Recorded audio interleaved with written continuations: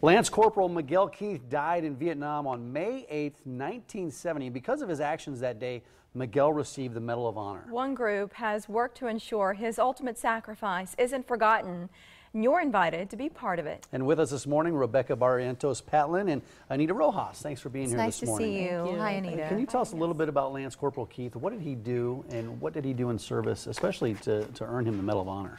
Well, he bravely went after enemy fire during heavy enemy fire, and was wounded, seriously wounded, and then got up and ran, and there was 25 other enemy that were on his troop, and he went after them, and a grenade detonated, and he was severely wounded again. Got up still. Wow. And when he was then the enemy overtook him, and he was killed. But because of his actions, lives were saved that day. Yes. Of those in his platoon, and there's a picture of Miguel.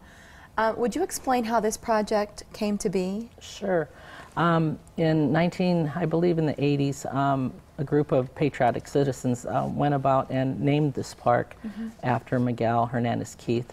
And then in 2009, it was just a name, and me and my husband were cleaning graffiti off of his sign when two Marines came to us and said, who was he and what did he do? And that was, like I said, to my shame, I did not know. And so that sent me on a mission to get a grant and put a memorial for him with his face and his story, and a yellow ribbon sidewalk that people can walk up to and read. Wow. Yeah, and there's some pictures on here that we're looking at on this poster board that was created, but where is the park located at? The park is on 30th and Y, and we've been working since 2010. This is the third phase that we're on right now. This next Saturday we will be putting 3 flagpoles up, and that's what we're doing the dedication on. It's beautiful what you've done. Is his family, they're aware of all of this? Yes, they are. They live in Texas, and Mary Easley, her husband John, was a big part of this. He passed away last year, God rest his soul.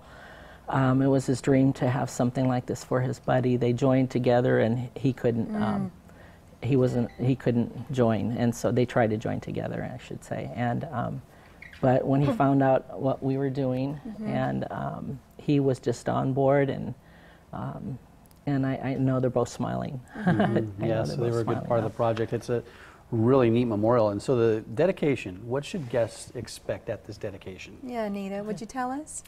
At the dedication, which is on June 27th, and that we're planning, asking that people come and join us and be part of the community, and bring blankets and their picnics, and just share in the celebration of this event for this individual. It is a great honor to have this project in our neighborhood, which is the Highland South Indian Hill neighborhood area. This was a young man, very young. Yeah. He was 18. We have a lot of young individuals in our community, and it's an inspiring project.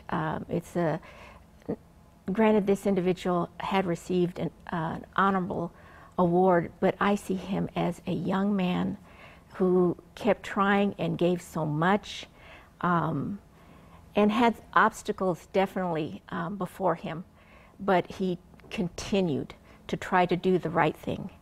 And a lot of our children in the community and families, they are struggling with just everyday situations that they continue to keep trying to do the right thing.